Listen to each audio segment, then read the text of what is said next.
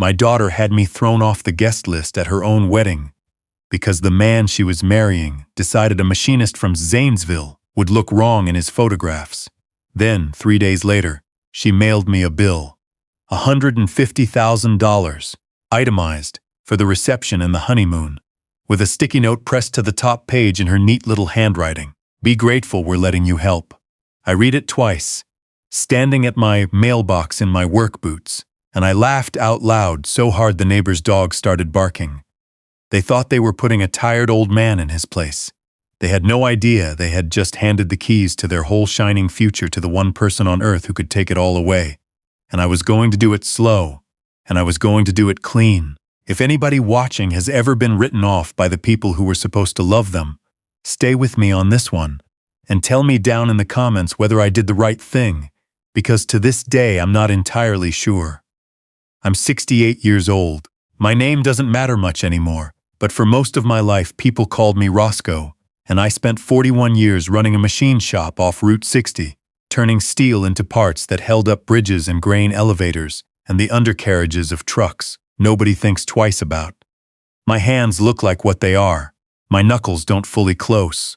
I live in the same brick house my late wife and I bought in 1983, with the crooked back porch I keep meaning to level and the kitchen linoleum that curls up at the corner by the stove. I like that house. It smells like coffee and WD-40 and the lavender my wife planted the year our daughter was born. It is not, by anyone's measure, an impressive house. My wife's name was Coralie. She died 18 years ago, in the spring, of a heart thing nobody caught in time, and I have not been whole since, but I've learned to walk around the hole in me without falling in. Here is the thing about Coralie that everybody in her family knew, and nobody ever said out loud in front of me.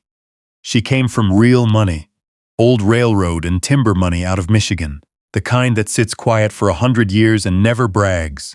When we met, she was 23 and working as a night nurse in a county hospital because she wanted to earn something that was hers, and I was a grease-stained kid with a lathe and a lease, and her father did not speak to her for 2 years after the wedding. She married me anyway.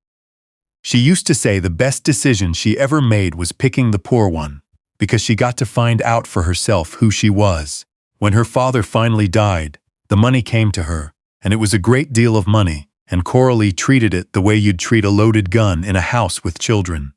Carefully. On purpose.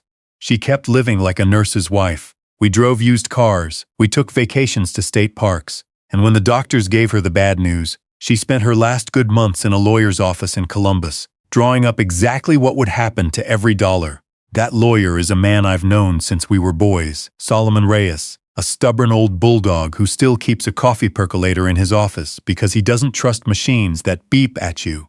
Coralie trusted him with everything, and so do I. Remember him. He matters later. Our daughter was our only child, and God help me, we loved her the way you love a thing you waited a long time for. She was bright and pretty and quick, and she was also, from the time she could walk, a little too interested in the wanting of things. Not the having, the wanting. New friends with bigger houses, a car that looked like somebody else's car. She wasn't cruel as a child. She was hungry, and Coralie saw it before I did. She's got a soft spine. My wife told me once, late, when our girl was maybe 16 and had just cried for an hour, because we wouldn't buy her a dress that cost more than my monthly truck payment. She'll bend toward whoever leans on her hardest. We have to build something in her that money can't. We tried. Lord, we tried. But Coralie died when our daughter was 22. Right at the age when a girl most needs her mother to catch her.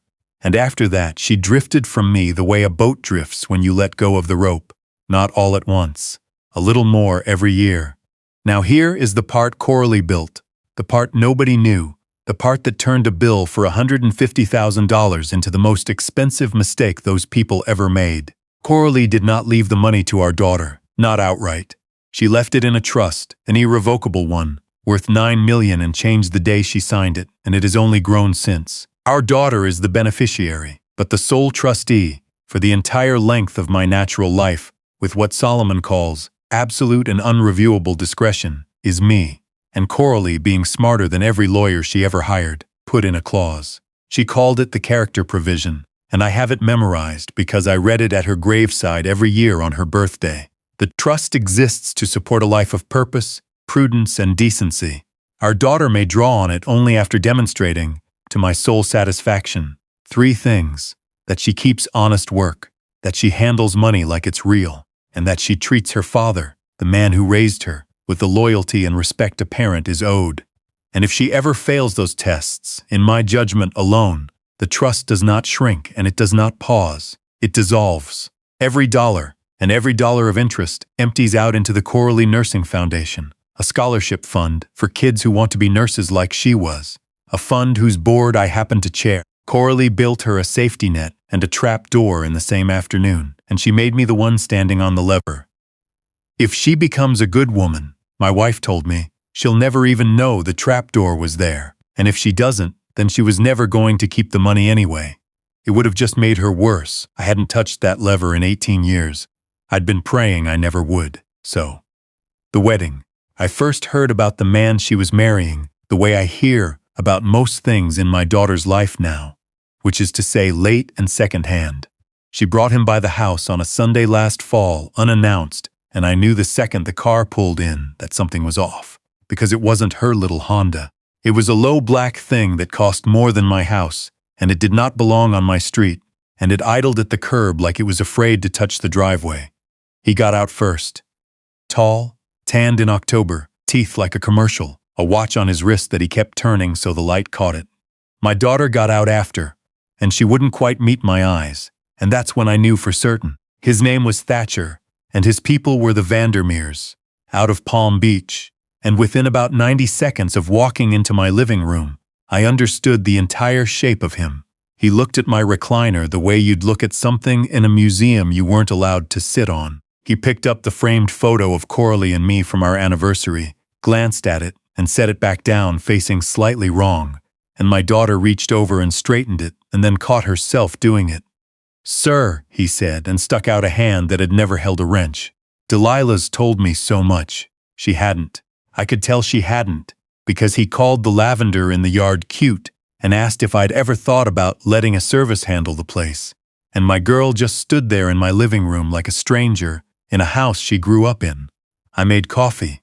He didn't drink it. He asked, in the gentle voice people use when they think they're being generous, whether I'd be comfortable at the kind of wedding they were planning, whether I had something to wear, whether I understood that his father knew certain people and that the day needed to go a certain way. And my daughter, my Delilah, who used to fall asleep on my chest during ball games, said nothing. She studied her own hands. She let him talk about her father like I was a problem to be managed. I walked them out. At the car, Thatcher shook my hand again and said, man to man, that he wanted to get the finances squared away soon, because Delilah's trust situation was a little complicated, and his father's people would want clarity. And there it was. The whole thing laid bare on my own driveway.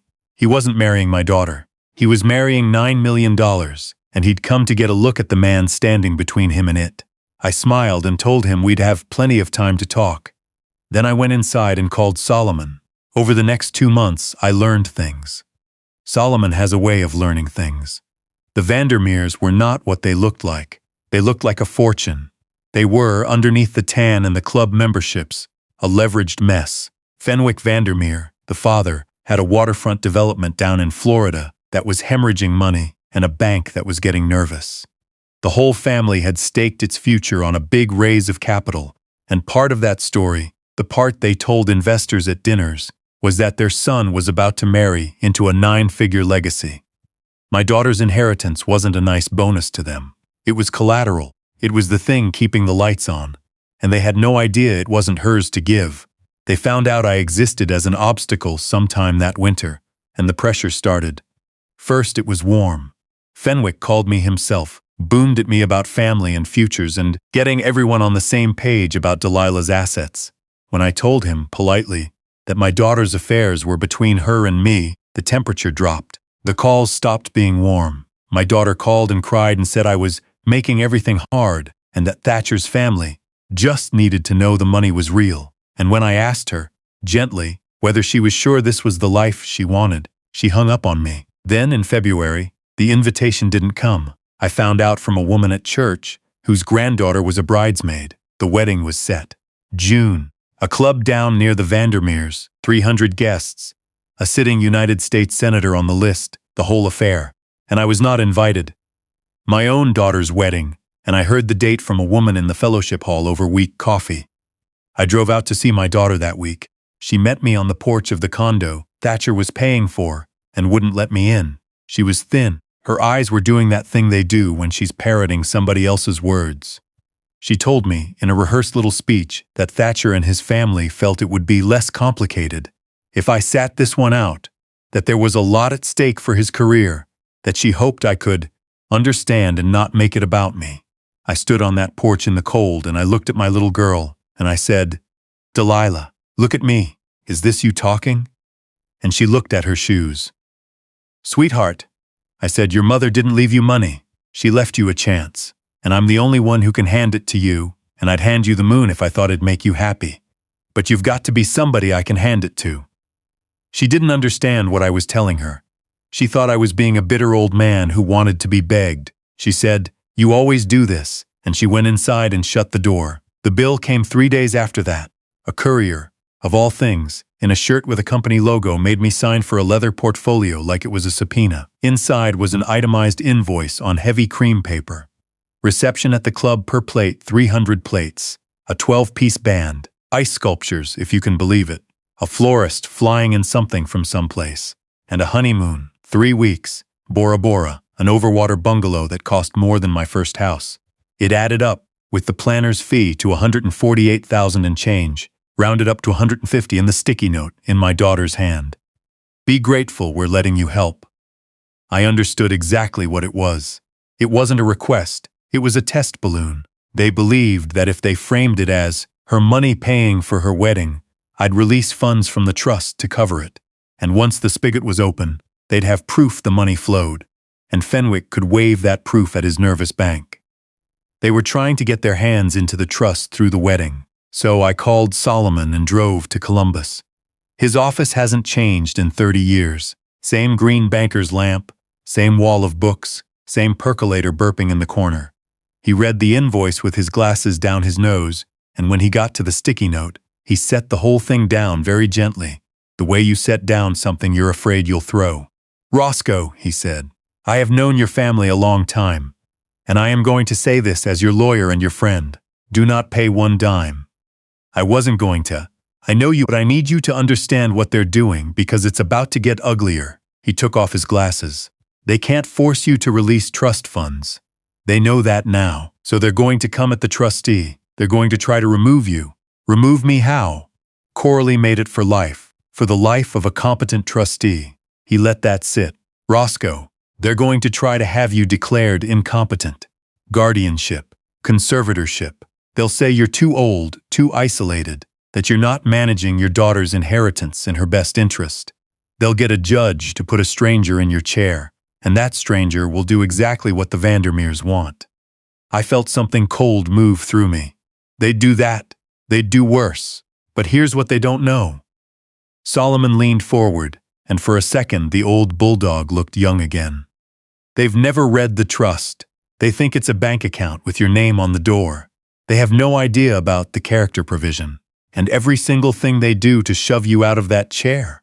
Every letter, every filing, every insult from your own daughter is documented proof of exactly the disloyalty Coralie wrote the trap door for." We sat with that a while, the percolator gurgling. "There's a hearing coming," Solomon said quietly. "I'd bet my license on it. When it comes, we don't fight it scared. We let them build their case. We let them put your daughter on a stand and swear to things. And then we open the will. And in the meantime?" He looked at me a long moment. "In the meantime, old friend, you go get a physical." 2 weeks later, I sat in the office of a Dr. Sorensen, the head of geriatric psychiatry at a hospital in Cleveland, and I let her run me through every test she had. Memory, reasoning, judgment, Solomon had insisted. "Just a baseline," he said. "Something with a fancy letterhead." I felt foolish doing it.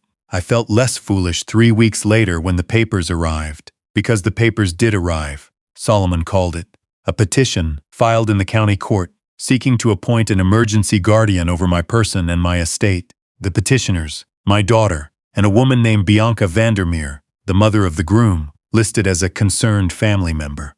The grounds that I was increasingly confused, isolated, hostile, and no longer capable of managing significant assets in the beneficiary's interest, and attached to it, sworn under penalty of perjury, an affidavit signed by my daughter, describing her father as a man in mental decline who had become paranoid about money and could no longer be trusted with her future. There was a check clipped to the cover letter, $1. A gesture, Solomon said, meant to insult. $1 for the old man's trouble. I want to tell you the affidavit didn't hurt. I can't. I sat at my kitchen table with the curling linoleum, and I read my daughter's signature at the bottom of a sworn statement that her father had lost his mind, and I felt 18 years of drifting finally reach the open sea. That was the only part that got through my guard.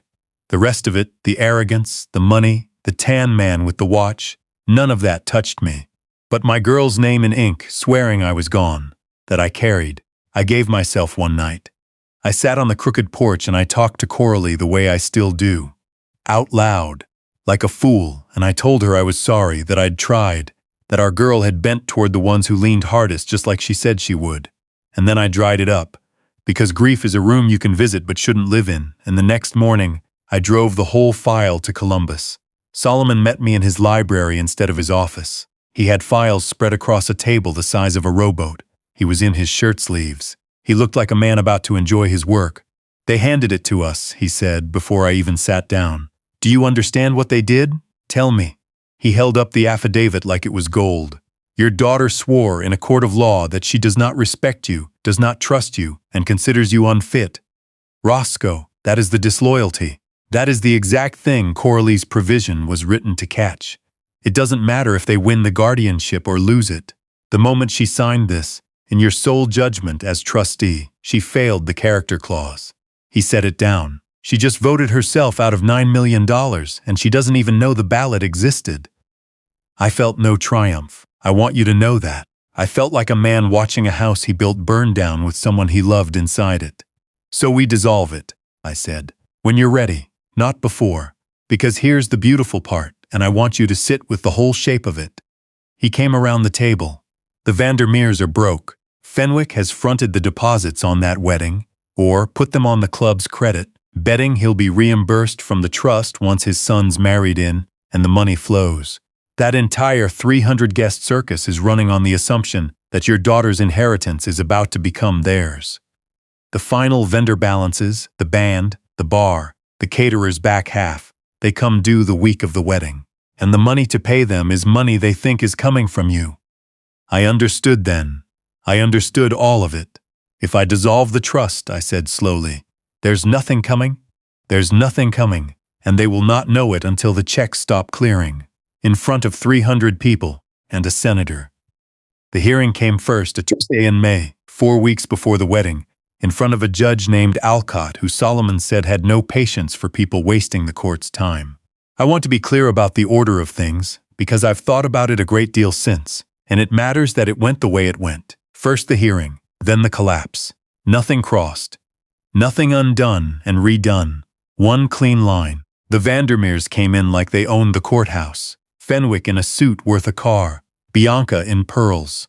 Thatcher, and beside him my daughter, in a gray dress somebody had clearly picked for her, thin and pale and not looking at me. Their lawyer was a slick young man who kept smiling at the judge. He laid it on thick. A frail, confused, isolated elder. A man rattling around a decaying house, hoarding his daughter's future out of some senile resentment. He actually used the word hoarding. He described my home. He described my truck. He held up a photograph of my kitchen and let the judge see the curling linoleum, as if a worn floor were evidence of a broken mind. Then he called my daughter to the stand, and she swore to it, all of it. In a small, coached voice, she told a room full of strangers that her father was slipping, that she was frightened for him, that she only wanted what was best. I watched her do it. I did not look away, because I decided long ago I would never be the one to look away first. And then it was Solomon's turn. He didn't raise his voice. He never does. He asked my daughter one question. You've testified your father is not competent to manage money. Is that correct? She said yes. No further questions of this witness, he said, and sat down, and I saw the young lawyer relax, thinking we had nothing. Then Solomon stood back up and entered his exhibits. The first was a certified copy of my medical evaluation. He read the conclusion aloud. slow, so every word landed, that I was not merely competent, but that my cognitive function tested in the top 2% for my age, signed by the chief of geriatric psychiatry at one of the best hospitals in the state. He handed it to the judge. The young lawyer's smile got tight. The second was the invoice, the $150,000 bill. Solomon held it up and asked the room, mildly, how a man too senile to be trusted with his own affairs was, according to these very petitioners, competent enough to be billed $150,000 for their party.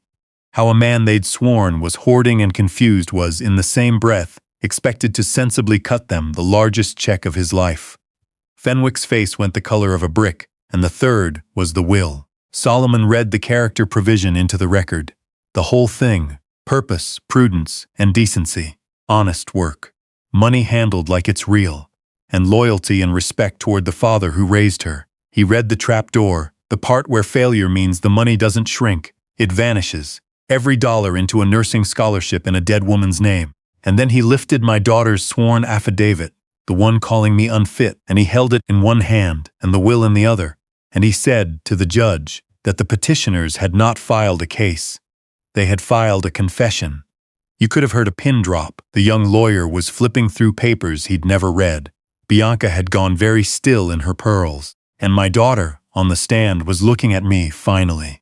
Really looking, with an expression I hadn't seen since she was a little girl who'd broken something she couldn't fix. Judge Alcott denied the petition from the bench.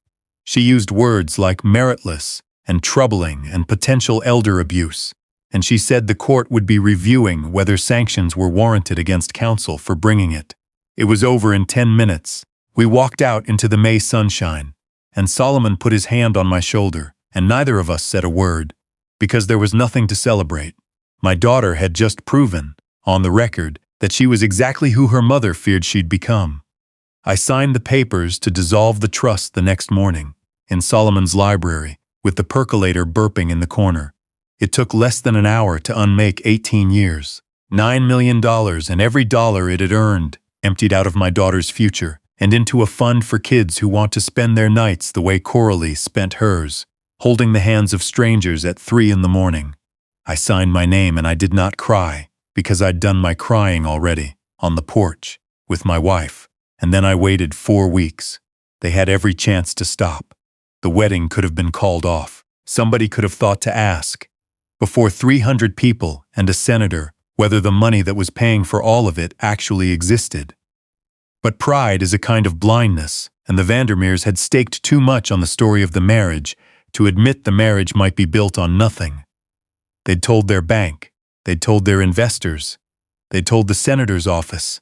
They had to go through with it. They rolled the dice and bet that the old man in the curling linoleum kitchen would come around, would fold, would pay, because men like me always fold in the end. I did not fold, I'll tell you now. I did not plan to go to the wedding. What would I do there? But the morning of, sitting alone in my kitchen, I found I couldn't stay away, and I want to be honest with you about why, because some of you in the comments are going to say I was cruel, and maybe I was. I didn't go to gloat. I went because it was my daughter's wedding day and I was her father, and some animal part of me needed to be near her, even at the edge of the dark, even if she'd never know I was there. That's the truth. That's the whole of it. So I put on my one good jacket, and I drove my rattling old truck 2 hours south to the club, and I parked it between a florist's van and a truck full of folding chairs, and nobody looked at me twice. In a jacket like mine, at a place like that, you're not a guest. You're the help. You're invisible. I found a spot in the shade of a big hedge by a row of open French doors that led into the ballroom, and I stood there in the June heat, smelling cut grass and other people's perfume, and I watched. The ceremony was somewhere out on the lawn. I didn't go to it. I had no desire to see my daughter walk down an aisle toward that man, with no one to give her away. I stayed by the ballroom, where the reception was setting up, and I watched the machine of the evening begin to grind. The room was obscene. Flowers stacked into towers taller than a man. Ice sculptures already starting to sweat. A monogram, T&D, thrown in light across the dance floor. A 12-piece band tuning up in the corner. 3 bars, each one a wall of bottles that cost more than most people make in a month. 300 chairs, and moving through it all, a woman in a black suit with a headset and a clipboard, and she was not smiling. I noticed her because she was the only person in that whole gilded room who looked afraid. The guests started flowing in from the lawn, champagne in hand, laughing, glittering. I saw Fenwick Vandermeer working the crowd like a politician, red-faced and booming. I saw a knot of people around a silver-haired man everyone was deferring to, and I understood that was the senator. And I saw the woman in the black suit stop moving. She stood at the back of the room, near the kitchen doors, staring at her phone. She'd type something, wait, stare. Then she'd look up at the bars, and I followed her eyes, and that's when I understood it was happening. The bars weren't open, 300 guests, and 3 walls of top-shelf liquor, and not one bottle being poured. The bartenders were standing there polishing glasses that were already clean, arms crossed, waiting. The planner marched over to the head bartender, and I could read the whole conversation in their bodies from 50 feet away. She was pleading. He was shaking his head. He held up his phone and pointed at it, and I knew what that meant, because I'd run a business for 41 years. He hadn't been paid. The final wire hadn't come. The money the Vandermeers had promised, the money that was supposed to flow from a trust that no longer existed, wasn't there, and it was never going to be there. And the bartender wasn't about to pour $40,000 of liquor on a promise. Then the band stopped tuning, just stopped. The band leader was on his phone too. And then he was talking to the planner. And then he was, very calmly, telling his people to start packing up their instruments. The music that was supposed to fill that room simply wasn't going to happen. The guests began to notice. You could see it move through the crowd like a change in the weather. First confusion. Then a kind of restless muttering. 300 people who'd expected champagne and a band, standing in a flower-choked ballroom with warm water and silence. I watched Fenwick Vandermeer's face come apart in real time. The planner got to him. She said something low and urgent, and he waved her off, laughing, and then she said something else, and the laugh died. He grabbed his own phone. He made a call, and I watched him turn away from the senator, hunched, jabbing at the screen, and I watched him not get an answer. He made another. His wife came over in her pearls, and I saw her ask a question, and I saw him answer, and I saw her hand go to her mouth. Somewhere in there, my daughter came into the room in her white dress, and she was radiant and confused and looking for someone to tell her why the music had stopped, and no one would meet her eye. Thatcher was already gone, off in a corner on his phone, shoulders up around his ears. Nobody was dancing with the bride. Nobody was doing anything at all except starting, in ones and twos, to leave. That's what a collapse actually looks like. It isn't a scene. It's an absence. It's a room where the thing everyone was promised simply fails to arrive, and the silence gets louder and louder until people start reaching for their car keys and murmuring about beating the traffic. The senator's people had him out the door within 20 minutes, distancing him from whatever this was. The caterer, I learned later, halted service at the entrees when the balance didn't clear. 300 of the most important people the Vandermeers knew watched their whole shining story fall apart over the course of one warm June evening, and there was no villain to point at, no scene to blame, just money that wasn't there and had never been there. I did not stay to the end. I'd seen enough. As I turned to go, my daughter's eyes swept the open French doors, and I think, for just a second, they landed on me. An old man in a plain jacket standing in the shade of a hedge. I don't know if she knew me. I like to think she did. I like to think for 1 second she understood who was standing at the edge of the dark, and why, and how it all could have been different. Then I walked to my truck, and I started that rattling old engine, loud and obnoxious in all that hush, and I drove home to Zanesville with the windows down and the radio off. The fallout. You always hear the fallout. The caterer and the club sued the Vandermeers for the unpaid balance, the full amount plus damages. Fenwick's development, already teetering, went under within the year when his bank finally lost its nerve. There's no marrying into $9 million when the $9 million walks out the door. The bank called the loan. The investors he'd told the marriage story to wanted their money and their pound of flesh. The senator's office released one of those statements about regretting any association and moved on. And Thatcher, the tan man with the watch, filed for an annulment before the ink was dry on the license. Because a man like that doesn't stay married to a woman once he learns she was never the fortune he thought he was buying. The money, all $9 million and change of it, is doing what Coralie wanted. The foundation put 22 young people through nursing school in its first year. I go to a little ceremony every spring, and I shake their hands, and I tell them about a night nurse named Coralie, who thought the best thing you could do with money was give it away before it made you cruel. And I watch their faces, and it is the only thing that has made me feel whole since she died. And my daughter, she calls now. She called every day for a while, and the messages went from angry to pleading, to just crying into the machine. She writes letters, in that neat handwriting, full of "I'm sorry, and he made me do it, and please, you're still my father." I read the first letter. I have not read the others. Maybe someday I will.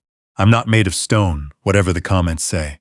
But I keep coming back to the affidavit, to my own child's name signed under a sworn lie that I had lost my mind, and I find I'm not ready, and I've stopped promising myself I ever will be. I sold the brick house last fall. Too many rooms, too much lavender, the linoleum finally too much to look at. I bought a small place up on a ridge with a view of the valley, and 2 acres I don't know what to do with, and I sit on the porch most evenings and watch the light go long and gold over the trees. I'm 68 years old. By every measure that a stranger could see, I am completely alone. No wife, no child. And yet I will tell you, and I mean it all the way down, that I have not had a peaceful night's sleep like this in 18 years. Coralie was right about all of it. She was right that money handled wrong makes people worse. She was right that our girl would bend toward whoever leaned hardest. And she was right that true wealth was never the number in the account. It was the thing she spent her whole short life trying to build in the people she loved, the thing you cannot leave anyone in a will, the thing that, if it isn't there, no inheritance on earth can put in its place. They thought they could cut me out of my daughter's life and still hand me the bill. They found out, one warm June evening, that the tired old man in the curling linoleum kitchen had been holding the checkbook all along, and had quietly, and with a heart that will never fully heal, decided that their account was closed. So tell me, because I've asked myself every night on that porch, and I still don't have the answer, if your own child signed her name to a lie, to take everything you had left, would you have opened that trap door? Or would you have kept standing on the lever, hoping? Let me know down in the comments. And if this story meant something to you, stay with me here because I've got more of them, and not one of them ends the way you'd think.